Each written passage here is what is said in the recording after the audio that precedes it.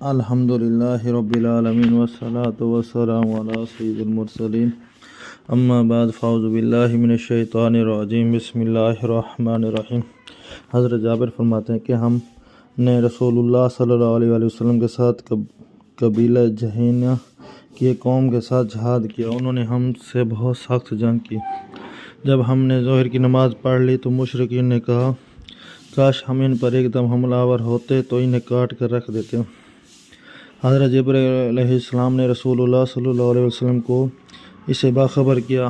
اس کا ذکر رسول اللہ صلی اللہ علیہ وسلم نے ہم سے کیا اور فرمایا کہ مشرکین نے کہا ہے کہ ان کی ایک اور نماز آئے گی جو ان کو اپنی اولاد سے بھی زیادہ محبوب ہے۔ تو جب عصر کی نماز کا وقت آیا تو ہم نے 2 صفیں بنا لی اور مشرکین ہمارے اور قبلہ کے درمیان میں تھے۔ رسول اللہ صلی اللہ علیہ وسلم نے تکبیر کہی اور ہم نے بھی تکبیر کہی۔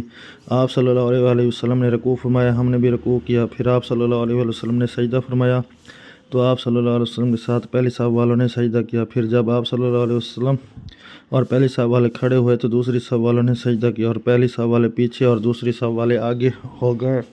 پھر رسول اللہ صلی اللہ علیہ وسلم نے تکبیر کہی اور ہم نے بھی تکبیر کہی۔ پھر آپ نے رکوع فرمایا، ہم نے بھی آپ صلی اللہ علیہ وسلم کے ساتھ رکوع کیا۔ پھر جب آپ صلی اللہ علیہ وسلم نے سجدہ کیا اور دوسری صف والوں نے سجدہ کیا پھر سب بیٹھ گئے۔ پھر رسول اللہ صلی اللہ علیہ وسلم نے سب کے ساتھ سلام پھیرا۔ حضرت ابو زبیر فرماتے ہیں کہ پھر حضرت جابر نے فرمایا کہ جس طرح آج کل تمہارے حکمران نماز پڑھتے ہیں